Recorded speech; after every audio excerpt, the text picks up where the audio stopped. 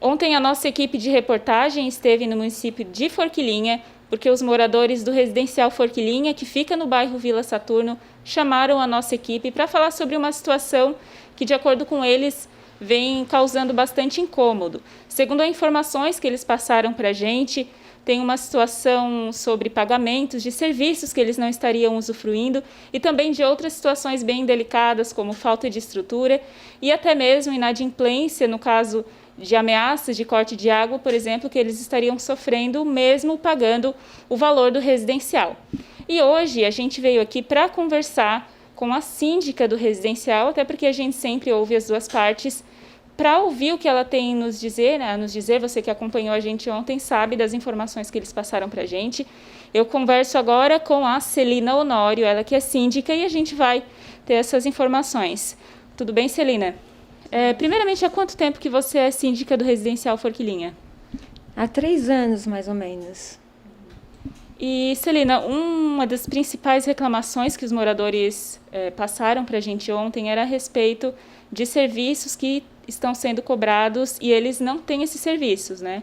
Por exemplo, eles falaram a questão de jardinagem, de guarda e até mesmo internet, eles afirmaram que vem na fatura, só que eles não usufruem desses serviços. Aí eu queria saber de você se eles já entraram em contato, também o que tem a nos dizer a respeito dessa reclamação que eles passaram para a nossa equipe.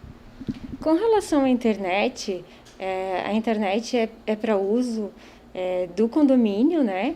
Mas das câmeras de vigilância, né? Então, não são para os moradores, e sim para uso do condomínio, mas para as câmeras que são obrigadas a ter internet. Anteriormente, a gente não tinha esse gasto, porque era um vigia que ficava na guarita que pagava, porque eles também utilizavam. Então, essa pessoa hoje não faz mais parte do quadro, né? E hoje, então, a gente teve que contratar esse serviço para o condomínio pagar, para a gente poder ter as câmeras de vigilância funcionando. Um outro questionamento que eles fizeram também é a respeito da jardinagem e até mesmo da segurança, né? Que seria cobrado a taxa para ter a segurança, as câmeras de segurança nas ruas, que englobam o condomínio, só que esse serviço não está sendo feito também. A jardinagem, ela engloba bastante serviços que são realizados lá dentro, como a poda das árvores, a limpeza do canteiro central, a grama da frente do salão de festa, as 2 áreas verdes que a gente tem que mandar limpar, né? O que a gente não pode fazer é um serviço de jardinagem com excelência, né? Com mais plantas e flores, né? Porque a gente não tem esse dinheiro disponível em conta para que esse serviço possa ser feito melhor, né? Mas a gente faz o que eu já relatei, também limpezas de boca de lobo, para que as fossas não entupam, né? Então, várias outras coisas englobado com serviços de jardinagem. Outro assunto que eles falaram para a gente também é a respeito do valor que é arrecadado e do valor das despesas, né? Eles mostraram aí o pessoal que acompanhou na reportagem a diferença entre o valor que é arrecadado e as despesas. O pessoal questiona muito onde estaria indo esse valor de diferença também, né? Fica esse questionamento aqui, nós estamos conversando com a síndica porque é a primeira pessoa que é responsável, né? O primeiro responsável direto também. O que você tem a nos dizer sobre isso? Também até tem alguma posição referente a esse valor? Então, o valor que é arrecadado, depois o jurídico até pode estar explicando melhor essa parte, o valor que a gente arrecada não é o suficiente para pagar as despesas, né? Então, assim, tanto que a gente está ali com o corte de água, a gente teve o corte de água, né? Só que a gente entrou com uma ação onde a Casan religou a água e a gente está hoje, né, fazendo a parte ali de documentação para encaminhar, aguardando uma proposta da Casan para a gente tentar acertar. Mas a inadimplência no condomínio é muito grande, né? Então, assim, se hoje os moradores estão nessa situação, a culpa é da inadimplência, né? Alguns pagam, né? E os que eles pagam não é o suficiente para a gente pagar todas as despesas do condomínio. Por isso que essa dívida ela vem enrolando, já não é de agora. Quando eu entrei como síndica no condomínio, já tinha uma despesa grande, né, de água do síndico anterior, que era o Alexandre Bento, né? Ele, quando deixou o condomínio, ele já deixou o caixa com despesa grande, né? Isso o conselho pode estar também afirmando para vocês, o contador também, né? E desde então a gente já iniciou essa ação, né, na justiça. Foi feito alguns acordos com os moradores que estavam inadimplentes, não foram cumpridos, né, o acordo, eles não pagaram, né? E isso então vem se rolando, mas a gente está procurando uma forma de tentar um acordo melhor para que a gente não deixe os outros moradores sem água, né? Mas o problema é que eles não pagam, mesmo fazendo o acordo judicial, ele não é cumprido, né? Então a gente vai ter que tomar novas providências para estar executando, né, o quanto antes esses contratos que não foram cumpridos e estar encaminhando novos contratos que estão sem pagamentos, né, que estão em inadimplência, para ver se a gente consegue solucionar o problema com a Casan. E solucionando o problema com a Casan, automaticamente a gente vai poder estar dando mais condições de melhorias para o condomínio, né, porque a gente não tem como arrecadar fundos de outra forma. A única forma que nós temos é de os moradores realmente pagar as suas dívidas, né? Quando eles dizem que pagam o valor do condomínio e não tem isso ou não tem aquilo, é porque os moradores que pagam não é o suficiente para a gente fazer com o que é necessário. Qual é o percentual de inadimplência do residencial? Eu acredito que seja quase 70% de inadimplência, ou até mais. E, no caso, um outro ponto que eles questionaram bastante também era as áreas de convivência em comum, né? Por exemplo, o salão de festas e outras estruturas que estariam em condições precárias. Isso se deve a quê? De acordo com a informação que você passou, a inadimplência? Qual seria o motivo de eles estarem impedidos de fazer a utilização desses espaços? Então, uma das reclamações deles é o campinho, que seria para as crianças estarem brincando, né? Que eles comentam que os cachorros tomaram conta, mas os cachorros são dos próprios moradores, né? Então, assim, no regimento interno diz que eles podem ter um cão de pequeno porte. E hoje nós temos casas lá com pitbull, né? Então, assim, a condição que é causada dentro do condomínio é pelos próprios moradores, que não seguem as orientações e nem o próprio regimento, né? Então, a gente já fez várias reuniões, já conversou pessoalmente, a vigilância já esteve lá, já orientou com relação até aos carrapatos que tinha lá na areia devido à quantidade de cachorros, né? Compramos medicação, detetizamos tudo, até por precaução, né? E cuidado com a saúde dos moradores, mas infelizmente a gente não tem um local que possa recolher esses cães que estão lá, que os proprietários não cuidam, não tomam conta, não prende. Então, no caso, os animais seriam de responsabilidade dos moradores? Sim, os animais é de responsabilidade deles. Até que a gente conseguiu uma ONG que foi até o condomínio para estar recolhendo esses cães. Quando eles chegaram lá, cada um pegou o seu cão e não deixou ninguém levar, né? Isso é prova, tem vários moradores que acompanharam essa situação. Então, se os cães estão lá, estão soltos, estão prejudicando o campo, estão prejudicando as áreas de convivência, é de responsabilidade dos próprios moradores. E Celina, ainda falando sobre a questão da segurança, eles relataram que já houve casos de roubos lá, de furtos dentro do residencial também.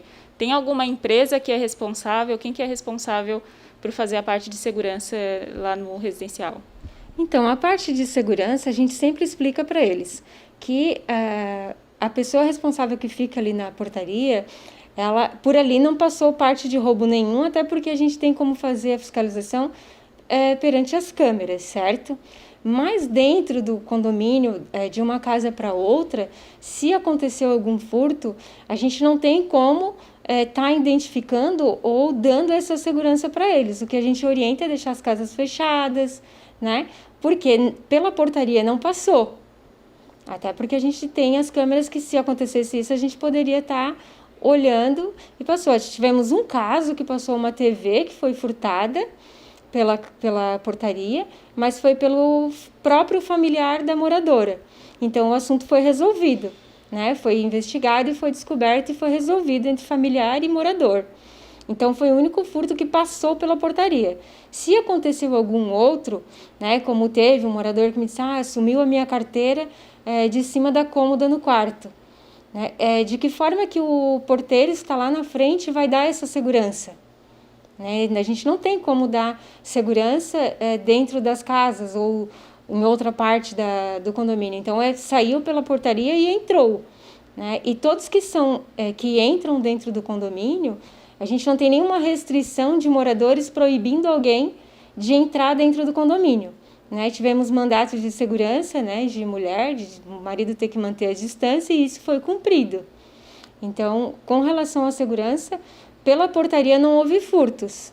Né? Com relação aos muros, às grades que foram feitos, grande parte dos muros foram construídos por nós da administração, com doação de algumas pessoas. Né?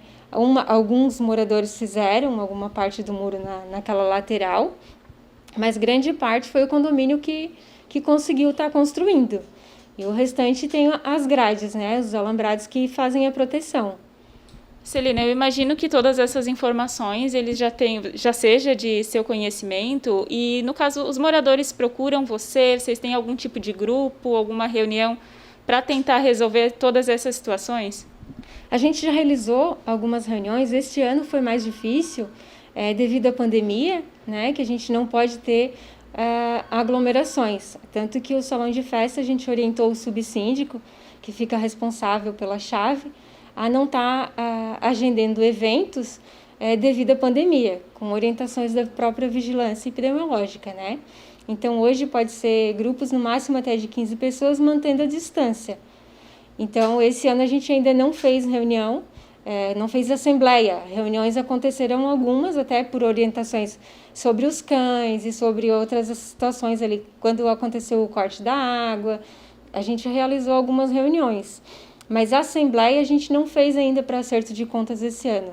O regimento diz que tu pode ter até uma assembleia por ano, né? Então, a gente sempre faz isso no final do ano.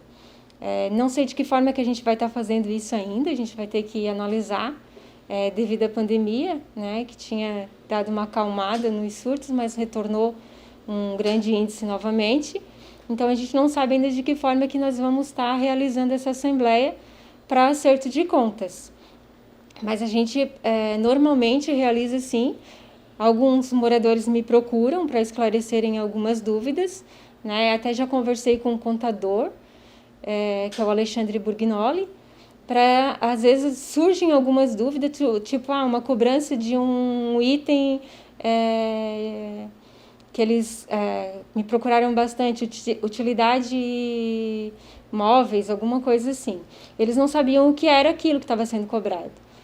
Então, o que tinha sido comprado, quando eu entrei em contato com o Alexandre, foi uma máquina, quando a gente podia estar passando o veneno no canteiro central, né, que passava o veneno no mato. Né? Então, a gente teve que obter a compra de uma máquina para poder estar passando o veneno. Hoje já é proibido, né? Já não pode mais, pela Fundação Ambiental, a gente não pode mais estar usando esse veneno. Então, algumas coisas eu até conversei com eles para estar colocando no boleto para eles entenderem mais fácil, né? Que seja mais claro para eles, né? Tipo, comprar um utensílio e mais especificar para eles saberem melhor o que está sendo adquirido. Você tocou num ponto que realmente eles informaram para a gente ontem, que seria também vários itens que seriam cobrados e muitas vezes eles não sabiam o que seria ou do que se tratava aquele tipo de cobrança. Sim, esse foi um questionamento que a gente teve, né? Também quando teve uma parte de questionamento que a gente estava pagando o advogado, mas assim, ele entra na receita, né, o valor, mas também nas despesas. Mas essas pessoas que foram colocado o processo, o valor que é pago para o advogado já está incluso no valor das parcelas. Então, só é paga também o advogado quando as parcelas são efetuado o pagamento, né? Então, sai nas despesas, mas ele entra nas receitas.